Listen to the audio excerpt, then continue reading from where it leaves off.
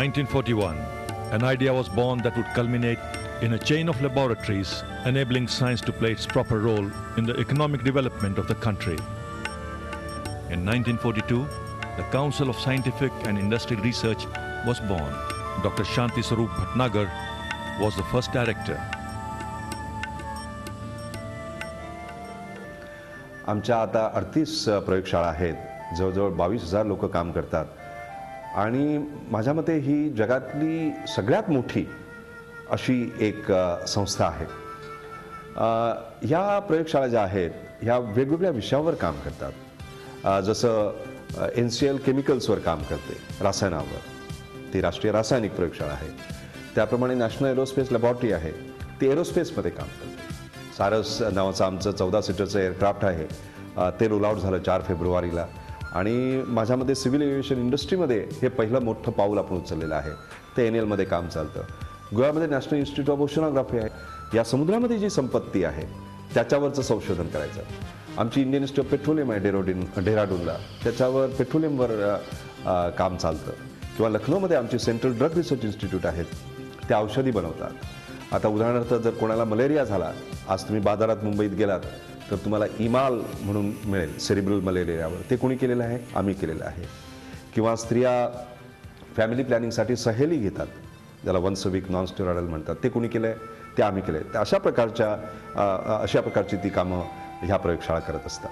I have had an occasion to meet with him several times. The cause of the pharma industry is very close to him, for he realizes that this is one industry where intellectual capital is plentiful and India can make a mark for itself in the world. He's gone out of the way to help the industry in trying to harness science which is from CSIR to industry, in trying to harness government resources and government help to promote research and development in the pharmaceutical industry. 1995 मध्ये मी जेव्हा महासंचालक झालो तेव्हा तर त्यावेळी मला असं दिसलं की त्या 40 प्रयोगशाळा म्हणजे जवळजवळ 40 प्रयोगशाळा आहेत, स्वतंत्र आहेत असं वागत होतात. ज्याला आपण टीम CSR म्हणतो तसा भाग नव्हता. टीम CSR, टीम इंडिया असं काम करायचं आणि त्याच्यामध्ये ते आमूलाग्र बदल केले. भारत हा गरीब देश आहे. ह्या देशाचे प्रश्न आपण कसे सोडवणार? आणि म्हणून विज्ञान आणि तंत्रज्ञान हे असं विकसित करायला पाहिजे की गरिबांचे हे जे प्रश्न जे आज आहेत ते कसे आपण सोडवू शकू. तर हे करण्यासाठी एक वेगळ्या प्रकारची दिशा आम्ही करतो. जगातल्या शास्त्रज्ञांमध्ये डॉक्टर माशेलकरांना सन्मान प्रतिष्ठा मिळतच होती, पण सर्वसामान्य भारतीयांपर्यंत या आंतरराष्ट्रीय शास्त्रज्ञाची कीर्ती पोहोचली ती हळदी घाटीच्या लढाईने. हळदी घाटीची लढाई, त्याला दुसरी हळदी घाटीची लढाई म्हणतात. साधी गोष्ट आहे. आपण हळद पाहतो आणि हळदीचा उपयोग जखमा भरण्यासाठी आपल्याला सर्वांना ही माहिती असतं. माझ्या आईला माहिती आहे, सगळ्यांना माहिती असतं. आणि एकदा दिल्लीमध्ये सकाळी पेपर पाहताना टाइम्स ऑफ इंडियामध्ये मी बातमी ऐकली की यावर अमेरिकेने पॅटर्न दिलेलं आहे. ह्याचा अर्थ हे ज्ञान आमचं पण स्वामित्व आमचं त्यावर असं अमेरिका म्हणते असं मला दिसलं. मी म्हटलं हे चुकीचं आहे. आपण लढा करणार की हे आमचं ज्ञान आहे, यावर तुम्ही पॅटर्न घेऊ शकत नाही आणि हे त्यांना चुकीचं काम तुम्ही कसं केलेलं दाखवून देणार हे असं मी ठरवलं आणि ती हळदी घाटीची लढाई सुरू झाली.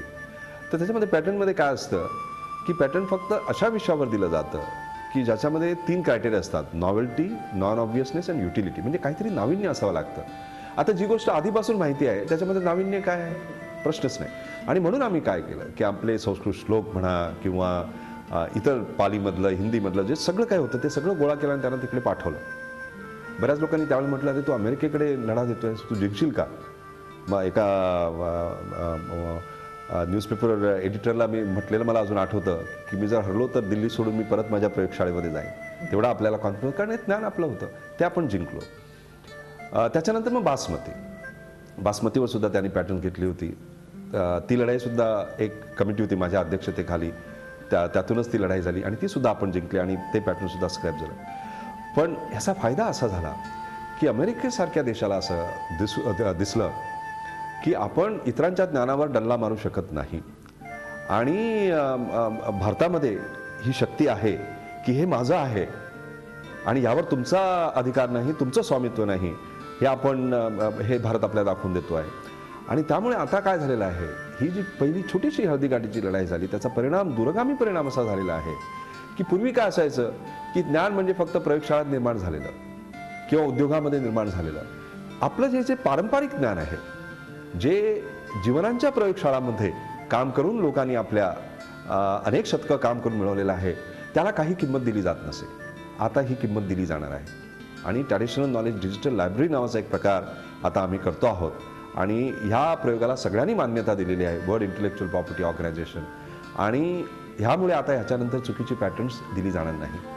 अभिमानाने सांगतो की आज CSIR सारखी संस्था जी 1995 मध्ये आमची 5 सुद्धा अमेरिकन पॅटर्न्स आम्हाला दरवर्षी मिळत नसत, यावर्षी आम्हाला रेकॉर्ड मिळालेला आहे. 128 पॅटर्न्स आम्हाला मिळाले.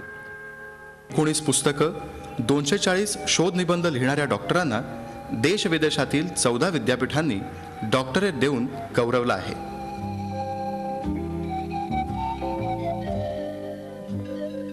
Padmashri, Padma Bhushan, Shanti Swarup Bhatnagar medal, Vishwakarma medal, Pandit Jawaharlal Nehru national award असे अनेक राष्ट्रीय आंतरराष्ट्रीय पुरस्कार मिळवणाऱ्या डॉक्टरांचं इथल्या मातीशी, संस्कृतीशी, आपल्या राष्ट्राशी, कर्तव्याशी अत्यंत जिव्हाळ्याचं नातं आहे.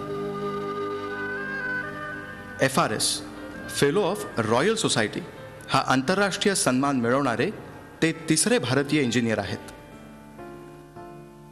FRS जेव्हा आपल्याला मिळतं त्याच्यामध्ये एक सगळ्यात सुंदर भाग असा असतो की आपल्याला लंडनला बोलवलं जातं आणि FRS देताना आपल्याला त्या वहीमध्ये, ज्या वहीमध्ये इतर सगळ्या FRSनी सह्या केलेल्या आहेत, त्या वहीमध्ये त्याच पद्धतीने म्हणजे तो स्टाक आणि ती शाई त्यांनी त्यामध्ये सही करायला आपल्याला लागते.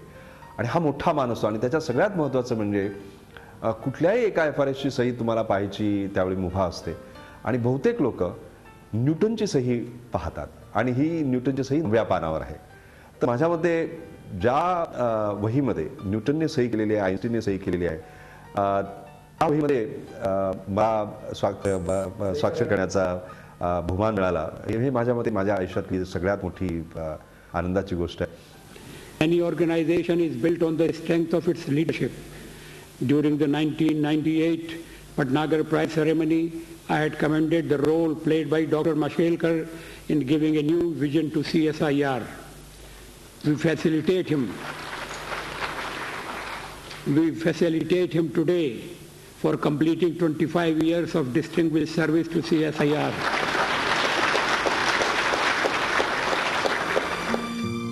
प्रेमळ शिक्षक, कर्तव्यदक्ष कुटुंब प्रमुख या दोन्ही भूमिका त्यांनी अगदी सहज सांभाळल्या. रागवायचे, अभ्यासात रागवायचे, म्हणजे that was the only thing. बाकी ते काही अरे स्ट्रिक्ट नव्हते, म्हणजे नेहमी आम्हाला फ्रीडम द्यायचे. घरी आमच्याबरोबर म्हणजे ते वडिलांसारखेच होते, तसं काही डिफरंट नव्हतं. आणि आम्ही क्रिकेट खेळायचो, आम्ही बाहेर जायचो, आम्ही कॅरम खेळायचो. आणि त्यामुळे आम्हाला असं कधी वाटलं नाही की ते असे एडिटर ऑफ NCL आहेत किंवा डायरेक्टर जनरल ऑफ CSIR आहेत. नेहमी ते म्हणजे वडिलांसारखेच आम्हाला व्हायचे. बराच अभ्यास घेत असत मुलांचा.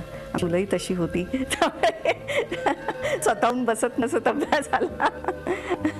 रागीट नव्हता काय, असं समजून सगळे. आत्तापर्यंत त्याने कधी रागावलं नाही आहे, कधी मी सांगितलेलं त्याला पटतं, पण अजूनपर्यंत कळलं का तसं आमचं काही नाही होतं. अमेरिकेत गेला तरीसुद्धा आमचं दोघांचं पत्रव्यवहार 8 दिवसात आमचं ठरूनच टाकलं होतं की माझा 8 दिवसात त्याला पत्र जायचं, त्याचं 8 दिवसात पत्र मला यायचं. पण घरात तसं आम्ही सगळीजणं एकमेकांच्या मताने सगळं करतो, पण कुठे काही अडचण आली की आम्हाला त्यांची गरज भासते.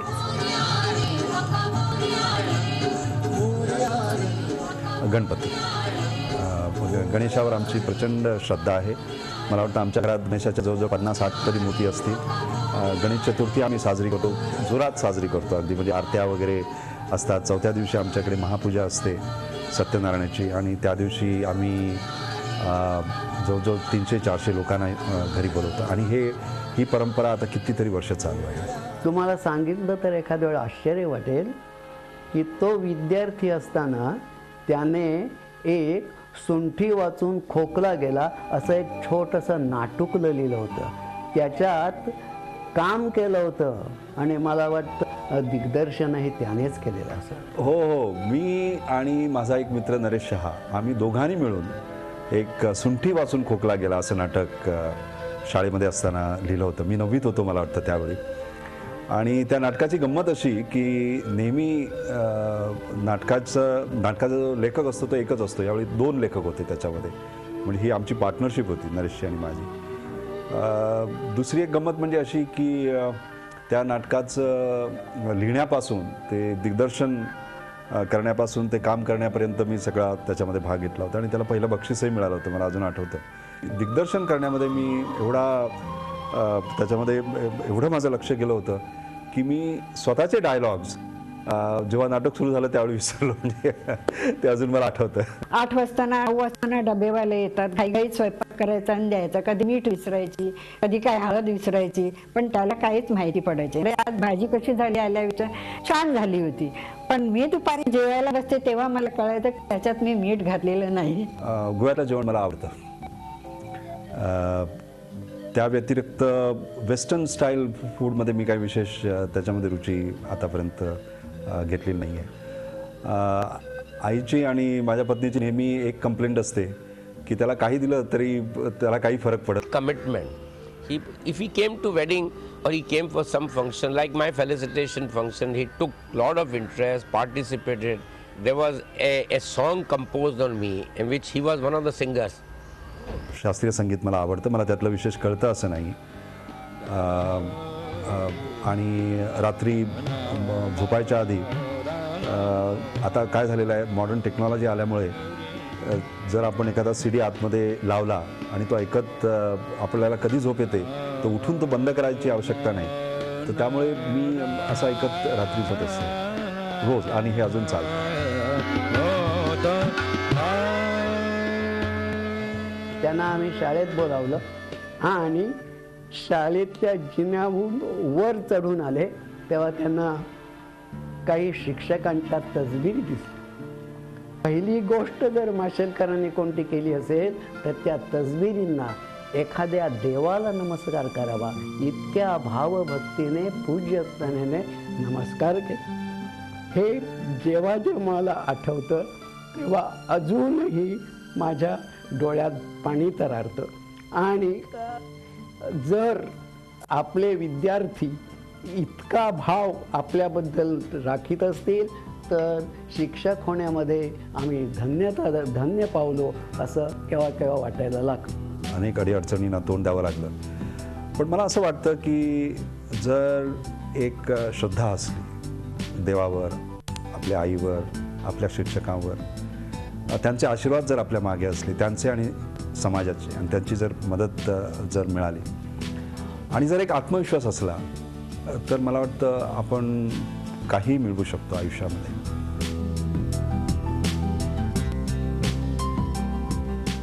वैशालीने प्रचंड काम केलं. आपण ही चित्र वगैरे जी पाहता ही तिची आहेत. तिने पुण्यामध्ये, दिल्लीमध्ये, मुंबईमध्ये त्याची प्रदर्शनं भरवलेली आहेत. फार सुंदर चित्रकला आहे तिची. पण रेग्युलरली करत नाही, ही एकच माझी कंप्लेंट आहे. म्हणजे तो मूड यायला पाहिजे. मग तो मूड कधी कधी 1-1.5 वर्षांनी येतो आणि मग एकदा तो मूड आला की मग त्यातनं बाहेर तिला काढणं फार कठीण जातं. तर त्यामुळे मी आता करायचा विचार करते पुन्हा सुरू पेंटिंग.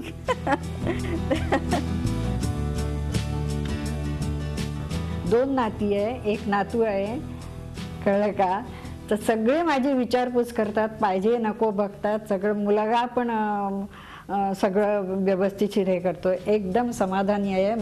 मला वाटतं की माझ्यासारखे जगात सुखी कोणी नाही.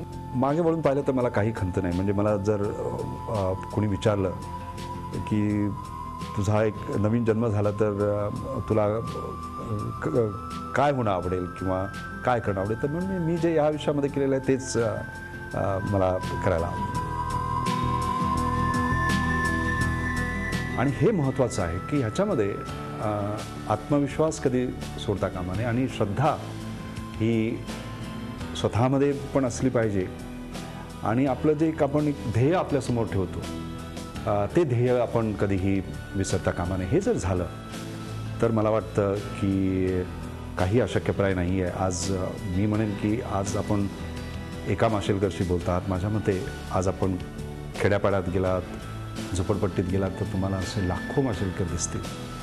पण ह्या माशेलकरांना सुद्धा जर मदत मिळाली, शिक्षण मिळालं आणि त्यांना कुणीतरी मार्गदर्शन करणारं जर असलं तर मला वाटतं या देशाचा कायापालट होऊ शकेल. अथांग सागर किनाऱ्यालगत जोडलेली, ठिगळांच्या चांदण्याची नक्षी काढलेली, चिरीछिद्रातून शेकडो कारंजे फुलविलेली, शेवाळ्याचा हिरवा मऊ मऊ गालीच्या पांघरलेली, अथांग सागर किनाऱ्यालगत नाव एक त्यांची होती डोलत. 6 तपे परिश्रमाचा खडतर प्रवास केला, अजूनही हुरूप कायम उरून राहिला. मात्र होऊनी आज तो दीपस्तंभ, अथांग सागर किनाऱ्यालगत नाव एक त्यांची होती डोलत.